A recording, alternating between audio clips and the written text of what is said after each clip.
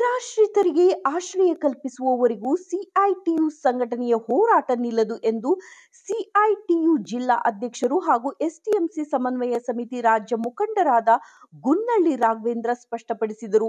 ಅವರು ಅಕ್ಟೋಬರ್ 28ರಂದು ಪಟ್ಟಣದ ತಮ್ಮ ಸಿಐಟಿಯು ಕಚೇರಿಯಲ್ಲಿ ಪತ್ರಿಕಾಗೋಷ್ಠಿ ನಡೆಸಿ ಮಾತನಾಡಿದರು. ಕಾನೂನಿನ ಮುಂದೆ ಯಾರೂ ದೊಡ್ಡವರಲ್ಲ. ಕೂಡ್ಲಿಗಿಗೆ ನವೆಂಬರ್ 9ರಂದು ಮಾನ್ಯ ಮುಖ್ಯಮಂತ್ರಿ ಸಿದ್ದರಾಮಯ್ಯನವರು ಕೆರೆಗೆ ನೀರು ಪೂರೈಕೆ ಯೋಜನೆಗೆ ಚಾಲನೆ ನೀಡಲು ಆಗಮಿಸುತ್ತಿದ್ದಾರೆ. ಆ ಸಂದರ್ಭದಲ್ಲಿ ವಸತಿ ಯೋಜನೆಯ ಫಲಾನುಭವಿಗಳಿಗೆ ಪಟ್ಟ ವಿತರಿಸುವ ನಿಟ್ಟಿನಲ್ಲಿ ಸ್ಥಳೀಯ ಆಡಳಿತ ಪೂರ್ವ ತಯಾರಿ ನಡೆಸಿರುವುದಾಗಿ ಬಲ್ಲ ಮೂಲಗಳಿಂದ ತಿಳಿದು ಬಂದಿದೆ. ಆದರೆ ಖಚಿತವಾಗಿಲ್ಲ. ತಾಲೂಕಾ ಆಡಳಿತ ಹಾಗೂ ಸ್ಥಳೀಯ ಆಡಳಿತ ಹಾಗೇನಾದರೂ ತಡೆಯಾಜ್ಞೆ ಉಲ್ಲಂಘಿಸಿದ್ದಲ್ಲಿ ಈ ನಡೆ ಅಸಂವಿಧಾನಿಕವಾಗಿರುತ್ತದೆ. ಅದು ನ್ಯಾಯಾಂಗ ಆದೇಶ ಉಲ್ಲಂಘನೆಗೆ ಕಾರಣವಾಗಲಿದೆ. ಮುಖ್ಯಮಂತ್ರಿಗಳ ನೇತೃತ್ವದ ಕಾರ್ಯಕ್ರಮದಲ್ಲಿ ಜರುಗುವುದು ಖಂಡನೀಯವಾಗಲಿದೆ. ಕಾನೂನಿನ ಮುಂದೆ ಯಾರೂ ದೊಡ್ಡವರಲ್ಲ. ಕಾನೂನಿನ ಮುಂದೆ ಸರ್ವರು ಸಮಾನರು. ಹೀಗಿದ್ದು ನ್ಯಾಯಾಲಯದ ಆದೇಶ ಉಲ್ಲಂಘನೆ ಮಾಡುವ ದುಸ್ಸಾಹಸಕ್ಕೆ ತಾಲೂಕಾ ಆಡಳಿತ ಹಾಗೂ ಸ್ಥಳೀಯ ಆಡಳಿತ ಪ್ರಯತ್ನ ನಡೆಸಲು ಅಸಾಧ್ಯವಾಗಿದೆ. ಅಂತಹ ಸಂದರ್ಭವೇನಾದರೂ ಮುಖ್ಯಮಂತ್ರಿಗಳ ಉಪಸ್ಥಿತಿಯಲ್ಲಿ ಜರುಗಿದ್ದಲ್ಲಿ ಅಂತಹ ಕಾನೂನು ಉಲ್ಲಂಘನೆಯ ನಡೆ ಖಂಡಿಸಿ ಕ್ರಮದ ವಿರುದ್ಧ ನ್ಯಾಯಾಲಯದಲ್ಲಿ ಮುಂದಿನ ಹಂತದ ಕಾನೂನಾತ್ಮಕ ಹೋರಾಟ ನಡೆಸಲು ಎಲ್ಲಾ ರೀತಿಯಾಗಿ ತಾವು ಸನ್ನದ್ಧರಾಗಿರುವುದಾಗಿ ಅವರು ತಿಳಿಸಿದರು. ದಲಿತ ಹಕ್ಕುಗಳ ಸಮಿತಿ ಜಿಲ್ಲಾ ಕಾರ್ಯದರ್ಶಿ, ಸಿಪಿಐಎಂ ತಾಲೂಕಾ ಕಾರ್ಯದರ್ಶಿ, ಕಾರ್ಮಿಕ ಮುಖಂಡರಾದ ಬಿಟಿ ಗುತ್ತಿಚಂದ್ರು ಮಾತನಾಡಿ, ಹೋರಾಟದಲ್ಲಿ ಯಾವುದೇ ದುರುದ್ದೇಶ ಇಲ್ಲ, ಯಾರ ಪರ ವಿರುದ್ಧ ಇಲ್ಲ, ಜನಪರ ಕಾಳಜಿ, ನಿರಾಶ್ರಿತರ ಪರ ನಿಲುವು ಹೊಂದಿದ್ದು ಹೋರಾಟ ಅಚಲ ಎಂದರು. ನಬೀಸಾಬ್, ಲಕ್ಷ್ಮೀದೇವಿ ಸೇರಿದಂತೆ ಮತ್ತಿತರರು ಇದ್ದರು. ಜಿಲ್ಲಾಧಿಕಾರಿಗಳಿಗೆ ಮನವಿ. ಪಟ್ಟಣಕ್ಕೆ ಆಗಮಿಸಿದ್ದ ಜಿಲ್ಲಾಧಿಕಾರಿಗಳನ್ನು ಗುನ್ನಳ್ಳಿ ರಾಘವೇಂದ್ರರವರ ನೇತೃತ್ವದ ಸಿಐಟಿಯು ಸಂಘಟನೆಯ ಪದಾಧಿಕಾರಿಗಳು ಭೇಟಿ ಮಾಡಿದ್ದಾರೆ ಮತ್ತು ವಸತಿ ಯೋಜನೆಯ ಫಲಾನುಭವಿಗಳ ಪಟ್ಟಿಯಲ್ಲಾಗಿರುವ ಲೋಪದೋಷಗಳನ್ನು ಸರಿಪಡಿಸುವಂತೆ ಕ್ರಮ ಜರುಗಿಸುವಂತೆ ಜಿಲ್ಲಾಧಿಕಾರಿಗಳಾದ ಕವಿತಾ ಎಸ್ ಮನ್ನಿಕೇರಿ ಅವರಿಗೆ ನೀಡಲಾಗಿದೆ. ಈ ಸಂದರ್ಭದಲ್ಲಿ ತಹಶೀಲ್ದಾರರಾದ ವಿಕೆ ನೇತ್ರಾವತಿ ಸೇರಿದಂತೆ ಜಿಲ್ಲಾ ಹಾಗೂ ತಾಲೂಕಾ ಮಟ್ಟದ ವಿವಿಧ ಇಲಾಖೆಗಳ ಅಧಿಕಾರಿಗಳು ಉಪಸ್ಥಿತರಿದ್ದರು.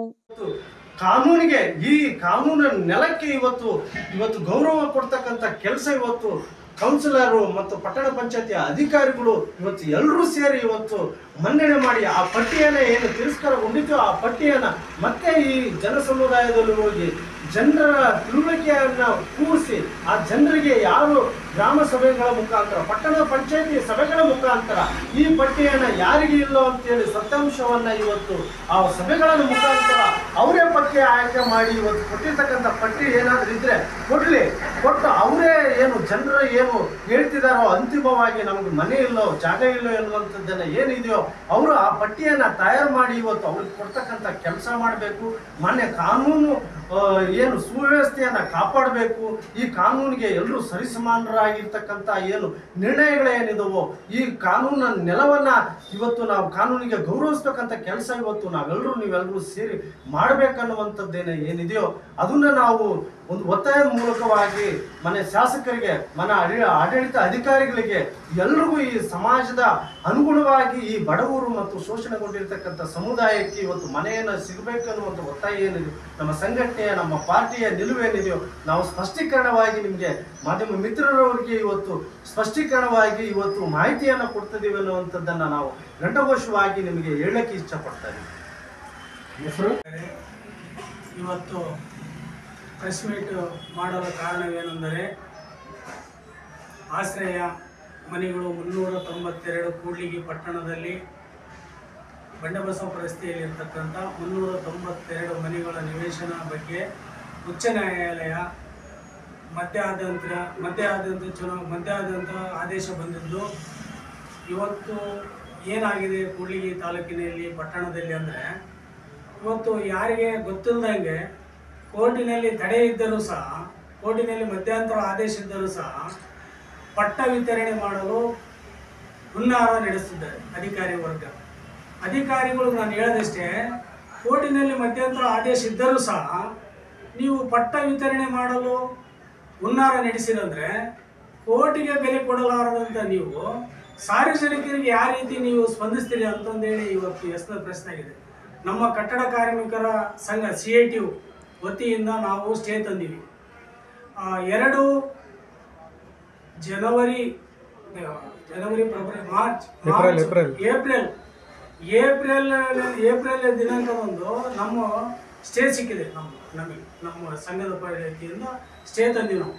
ಅವತ್ತಿನಿಂದ ಇವತ್ತಿನವರೆಗೂ ಇವರು ಒಂದು ಅಪ್ಲಿಕೇಶನ್ ಹಾಕಿದ್ರು, ಚೀಫ್ ಆಫೀಸರ್ ಮಧ್ಯಂತರ ಅಪ್ಲಿಕೇಶನ್ ಹಾಕಿದ್ರು. ಆದರೆ ಅದು ರಿಜೆಕ್ಟ್ ಆಯ್ತು.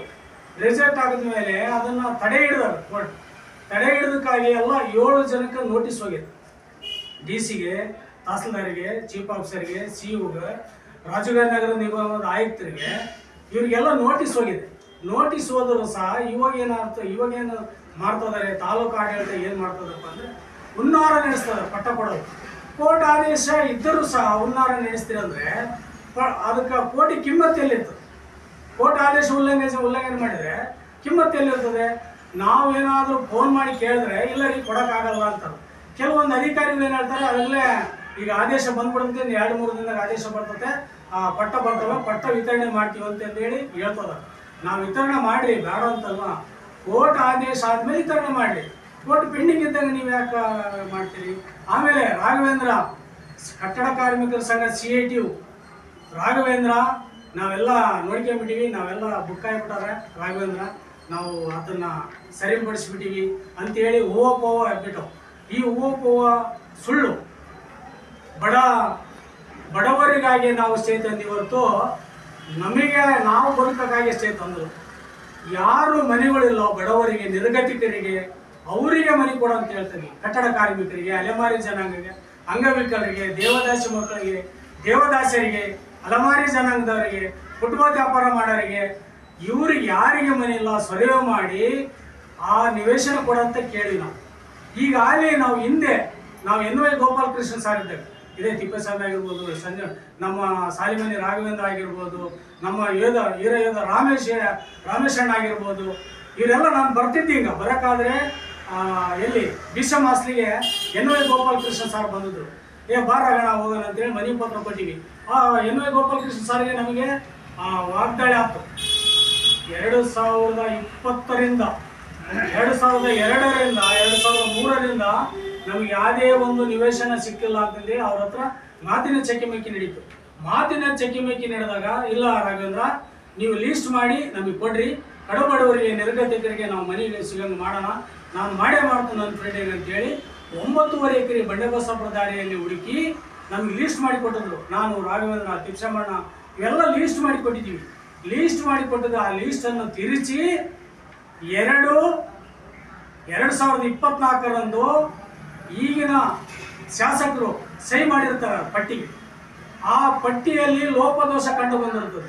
60% ಲೋಪದೋಷ, 40% ಮಾತ್ರ ನಿಜವಾದ ಫಲಾನುಭವಿಗಳಿಗೆ ಇರ್ತದೆ ಅಂತೇಳಿ ನಾವು ಅವಾಗಲೇ ಹೇಳಿದ್ವಿ. ಈಗಾಗಲೇ ನಾವು 72 ಮನೆಗಳ ಉಳ್ಳವರು 5 ಅಂತಂದೇಳಿ ನಾವು ಕೋರ್ಟಿಗೆ ಸಲ್ಲಿಸಿವಿ. ಫಸ್ಟ್ 10 ಮನೆಗೆ ಸ್ಟೇ ಸಿಕ್ಕಿತ್ತು. 62 ಮನೆ 5 ಅಂತಂದೇಳಿ 62 ಮನೆ ಉಳ್ಳವರೇ 5 ಅಂತಂದೇಳಿ ನಾವು ಆ ಸ್ಟೇ ಹಾಕಿದ್ವಿ. ಹಾಕಿದ ಮೇಲೆ ಅದು ತಡೆ ನೀಡಿದೆ.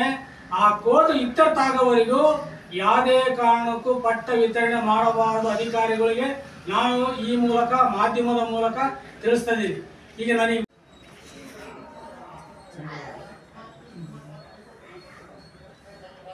ಆತ್ಮೀಯ ಎಲ್ಲ ನನ್ನ ಪತ್ರಿಕಾ ಮಾಧ್ಯಮದ ಮಿತ್ರರೇ, ಏನು ಇಷ್ಟೋ ತನಕ ನಮ್ಮ CITನ ತಾಲೂಕು ಮುಖಂಡರು ಗುಣಳ್ಳಿ ರಾಘವೇಂದ್ರ ಅವರು ಸಂಕ್ಷಿಪ್ತವಾಗಿ ಈ ಕೋರ್ಟಿನ ಆದೇಶ ಮತ್ತು ಈ ಬಡಜನರ ಕುರಿತು ಹೇಳಿಕೆ ನೀಡಿದ್ದಾರೆ.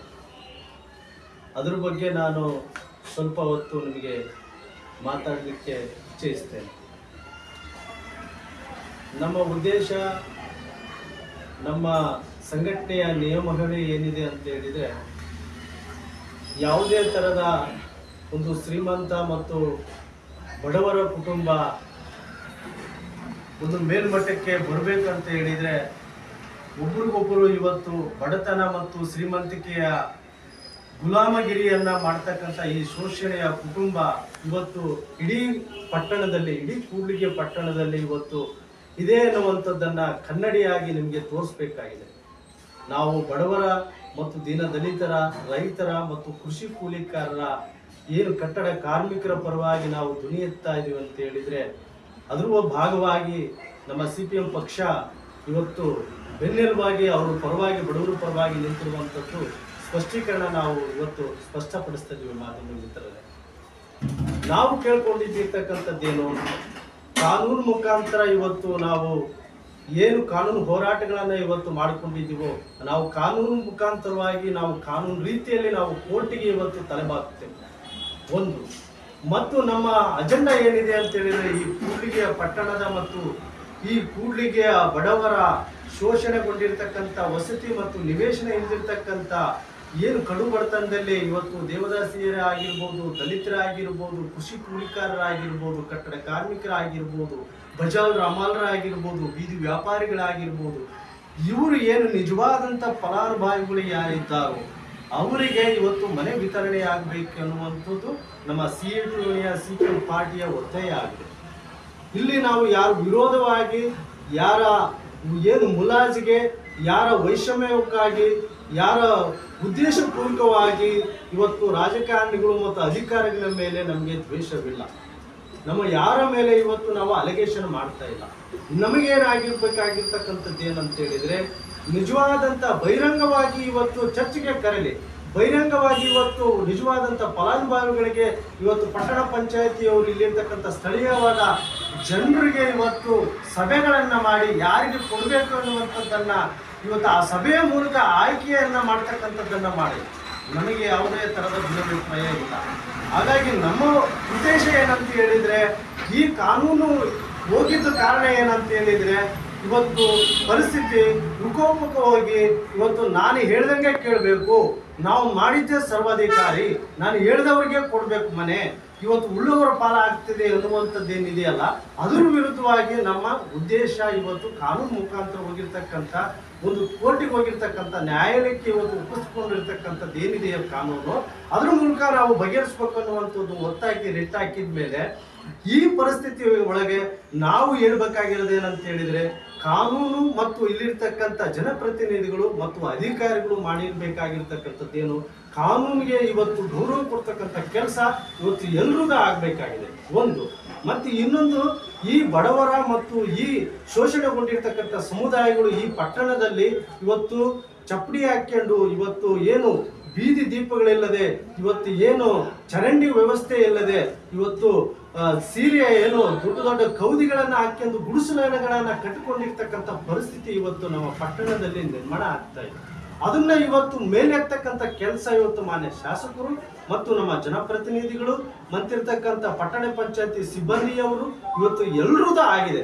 ಆ ಒಂದು ಉದ್ದೇಶವನ್ನು ಇಟ್ಕೊಂಡು ಅವರ ಒಂದು ಏನು ಆಡಳಿತ ವೈಖರಿ ಇವತ್ತು ಬಡವರ ಪರವಾಗಿ ಮಾಡಬೇಕು ಅನ್ನುವಂಥದ್ದನ್ನ ಕೇಳಬೇಕಾಗಿ ನಾವು ಇವತ್ತು ಪತ್ರಿಕಾ ಮಾಧ್ಯಮದಲ್ಲಿ ಇವತ್ತು ನಾವು ಕೂಡ ಅವ್ರ ಪರವಾಗಿ ಇವತ್ತು ಧ್ವನಿ ಎತ್ತಾ ಇದ್ದೀವಿ.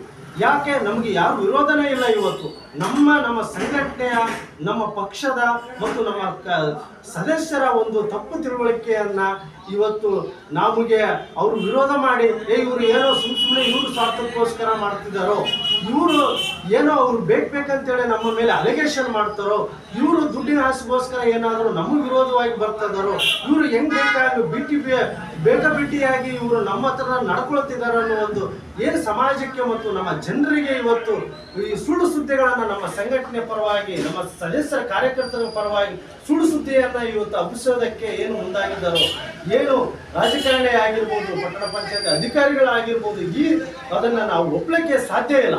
ನಮ್ಮ ಪಕ್ಷದ ನಿಲುವೇನು, ನಮ್ಮ CPM ನಿಲುವೇನು, ನಮ್ಮ CPM ಪಕ್ಷದ ನಿಲುವೇನು, ಇಲ್ಲಿರ್ತಕ್ಕಂಥ ಶೋಷಣೆಗೊಂಡಿರ್ತಕ್ಕಂಥ ಪಟ್ಟಣದಲ್ಲಿ ಹಲವಾರು ಸಾವಿರಾರು ವರ್ಷಗಳಿಂದ ನೂರಾರು ವರ್ಷಗಳಿಂದ ಈ ಮನೆ ಇಲ್ಲಿರ್ತಕ್ಕಂಥವ್ರು, ಜಾಗ ಇಲ್ದಿರ್ತಕ್ಕಂಥವ್ರು, ಬೀದಿಗೆ ಬಿದ್ದಿರ್ತಕ್ಕಂಥ ಕುಟುಂಬಗಳಿಗೆ ಇವತ್ತು ಮನೆಯನ್ನು ಕೊಡ್ತಕ್ಕಂಥ ಕೆಲಸ ಆಗಬೇಕಾಗಿದೆ.